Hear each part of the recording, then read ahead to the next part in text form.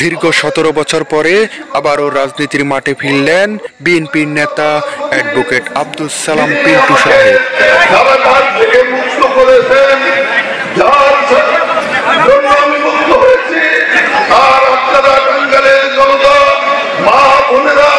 আমার জন্য দোয়া করেছেন, রোজা রেখেছেন, অনেকে সাহায্য করে কান্নায় ভেঙে পড়েছেন।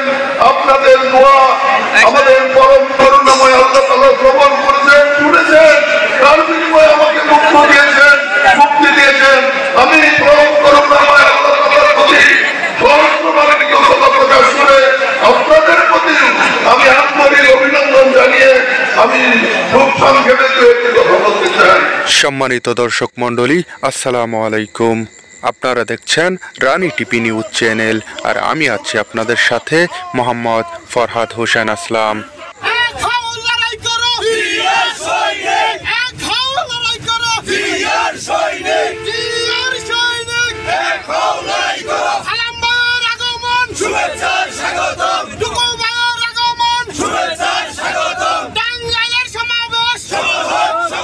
টাঙ্গাইল জেলা বিএনপি কর্তৃক সংবর্ধনা অনুষ্ঠানে উপস্থিত হন গোপালপুর উপজেলার সকল স্তরের নেতৃবৃন্দ। গোপালপুর উপজেলা বিএনপির নেতৃত্বেই সেখানে উপস্থিত হন সকল দলের নেতাকর্মীবৃন্দ।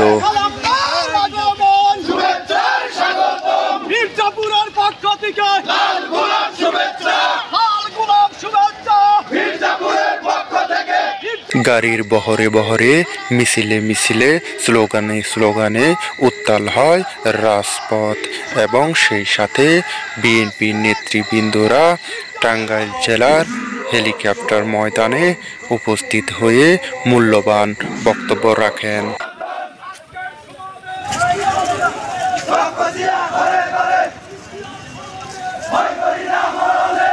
আজকের সমাবেশ সফল হোক, সফল হোক, সফল হোক, সফল হোক।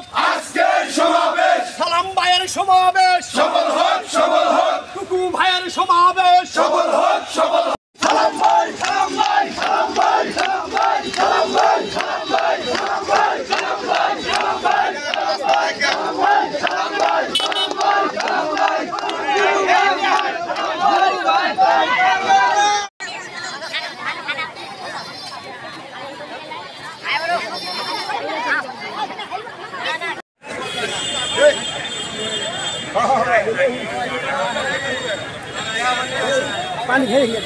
সকলের দৃষ্টি আকর্ষণ করে বলছি, আমাদের কিছু গাড়ি এখনো আসার বাকি আছে।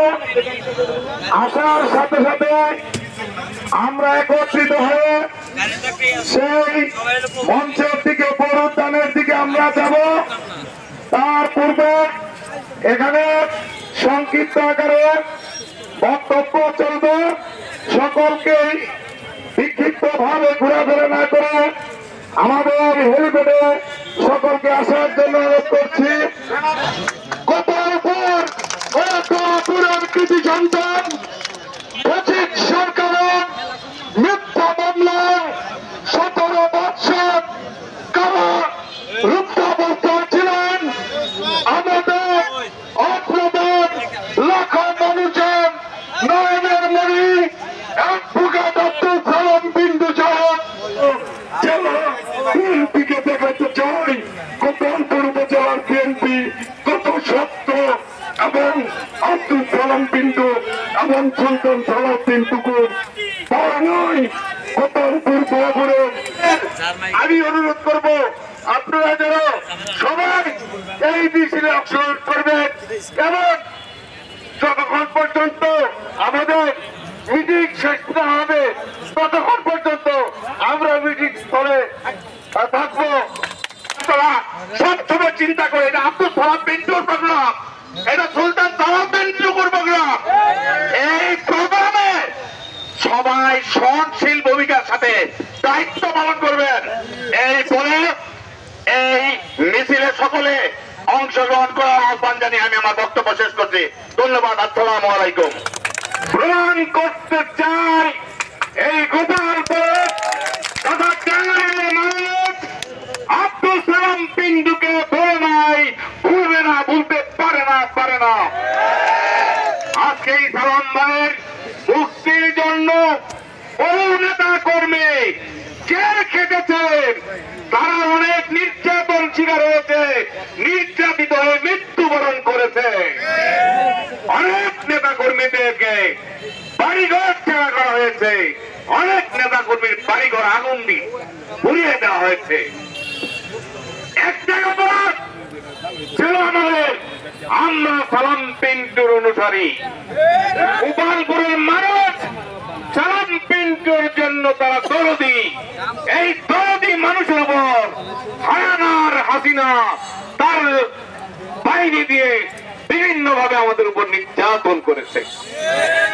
আজকে আমাদের নির্যাতন লাঘব হয়েছে, সকল কষ্ট ভুলে গিয়েছি, সকল বেদনা ভুলে গেছি।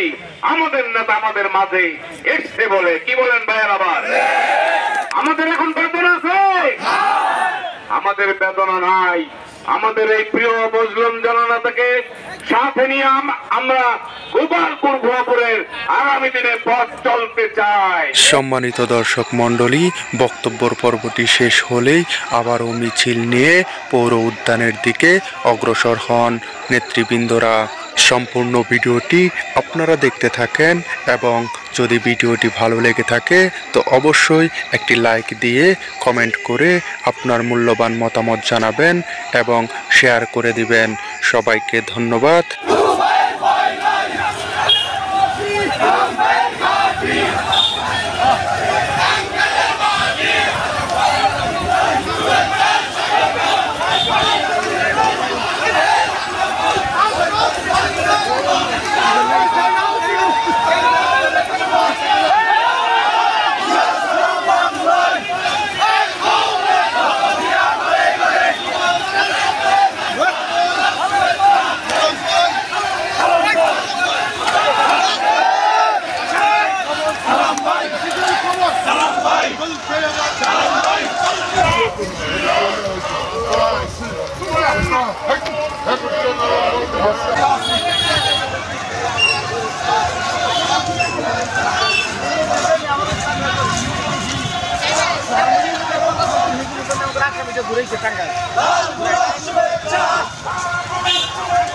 গোপালপুরের পক্ষ থেকে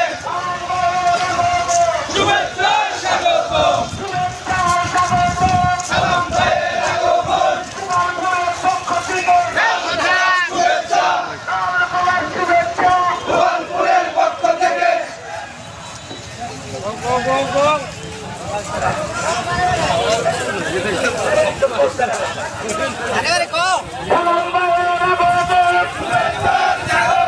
গোপালপুরের পক্ষ থেকে শুভেচ্ছা কালকুমার শুভেচ্ছা, গোপালপুরের পক্ষ থেকে সালাম ভাইয়ের আগমন, শুভেচ্ছা স্বাগতম। তাণ্ডবের মাটি, সালাম ভাইয়ের ঘাটি, সালাম ভাইয়ের ঘাটি, টাঙ্গাইলের মাটি, গোপালপুরের পক্ষ থেকে মাটি, সালাম ভাইয়ের ঘরে ঘরে পিটুর মাটি, টাঙ্গাইলের মাটি, কে বলে রে শিয়ালে, সারা বাংলায়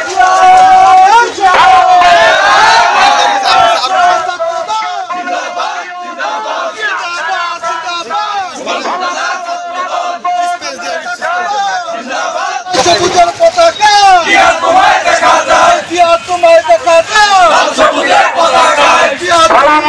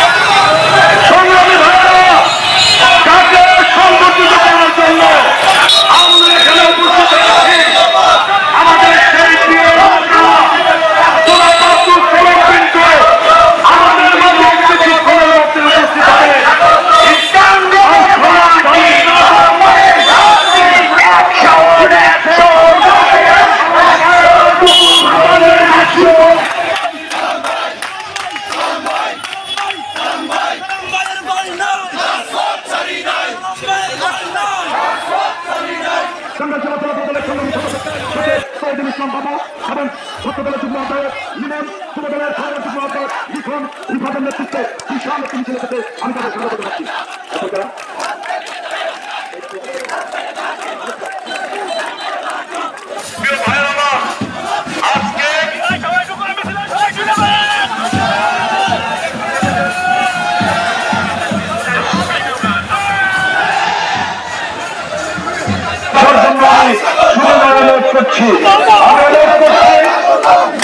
বাংলাদেশ জাতীয় নির্বাহী কমিটি জাতীয়তাবাদী দলের মিছিল ভাই কমিটির সাবেক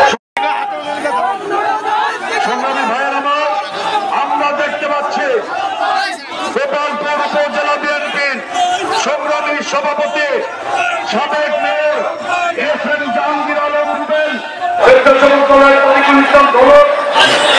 মোহাম্মদ শাকিরের নেতৃত্বে প্রিয়জনকে ফুলের তোড়া দেওয়া হচ্ছে। আমার বিএনপির সভাপতি সাবেক কাউন্সিলর মেহেদী হাসান আলম এবং নেতাজুল হক সবুজের নেতৃত্বে ফুলের শুভেচ্ছা জানানো হচ্ছে।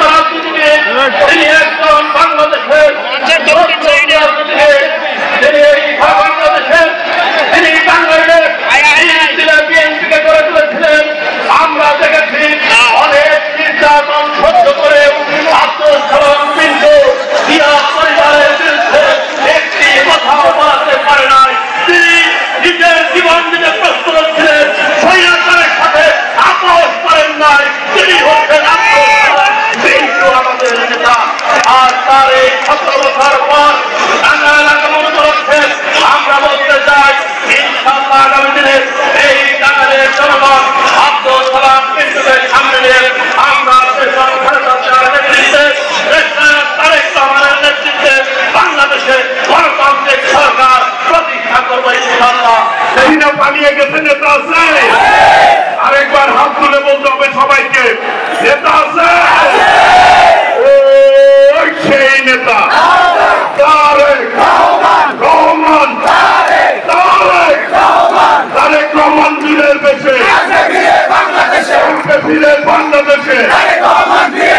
আজকে টাঙ্গালের সন্তান, টাঙ্গালে বীরের বেশেই আসছে আল্লাহ রহমতে। বাংলাদেশে মানুষের হৃদয়ের নেতা তারেক রহমান, তারেক রহমানও এইরকম বীরের বেশে বাংলাদেশে আসবে, এই আশা এই প্রত্যয় ব্যক্ত করে সকলকে ধন্যবাদ জানিয়ে আমি আমার বক্তব্য শেষ করছি। বাংলাদেশ জিন্দাবাদ। প্রিয় বন্ধুগণ, আপনারা শুনলে অবাক হয়ে যাবেন যে আমি একজন মন্ত্রী ছিলাম, আমি বিএনপির কেন্দ্রীয় নেতা, সংগ্রাম করে আজকে এই পর্যন্ত এসেছি, সংসদ সদস্য ছিলাম। আমাকে যে নির্যাতন করেছে আপনাদের সামনে বর্ণনা করতে গেলে আপনারা কিভাবে সেটা গ্রহণ করবেন জানি না। আমি আমার সেই নির্যাতনের কাহিনী বলতে চাই না, শুধু একটি কথা বলতে চাই। একদিন এমন ভাবে আমাকে নির্যাতন করা হয়েছিল, সারা রাত্রি, পরের দিন সকালে কোর্টে অর্ধমিত অবস্থায় আমাকে চালান করা হয়েছিল। অর্ধমিত অবস্থায় কোর্টে বারান্দায় করেছিলাম। ম্যাজিস্ট্রেট আমাকে দেখে সেই দিন আবার রিমান্ডে চেয়েছিল, রিমান্ড না দিয়ে আমাকে জেলখানায় পাঠিয়েছিল। আর জেলখানায় পাঠানোর পর আমার চিকিৎসার ব্যবস্থা করেছিল, আর সেই চিকিৎসা হয়েছিল 5.5 মাস পর্যন্ত আমাকে হাসপাতালে থাকতে হয়েছে। তাহলে অনুভব করেন যে কি পরিমাণ নির্যাতন করা হয়েছিল।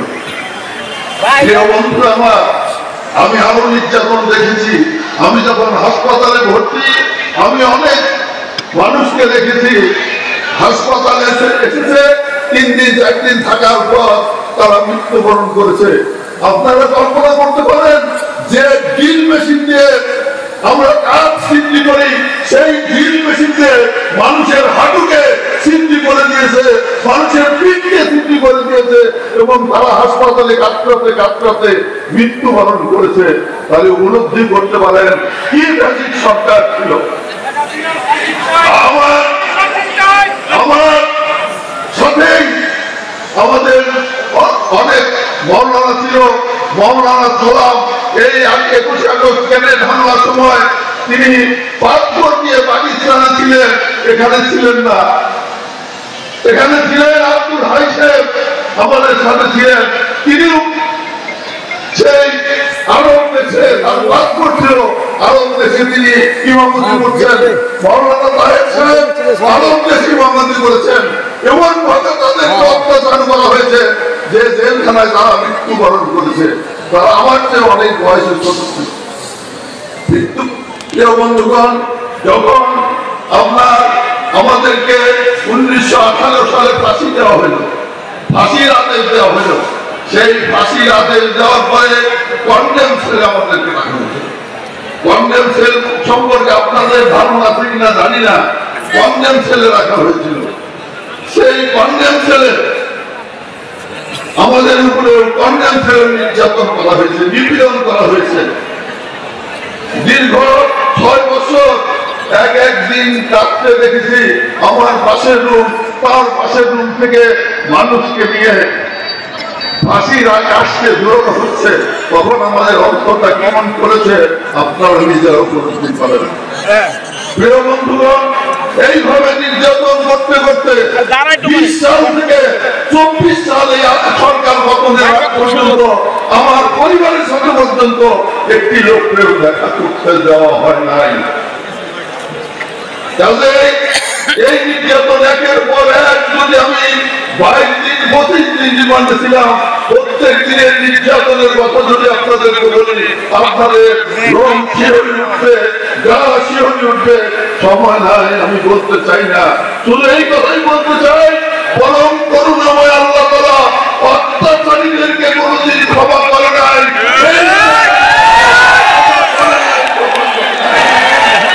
ভিডিওটি শেষ পর্যন্ত দেখার জন্য আপনাদের সবাইকে অসংখ্য ধন্যবাদ জানিয়ে আজকের এই ভিডিওটি এখানেই শেষ করছি।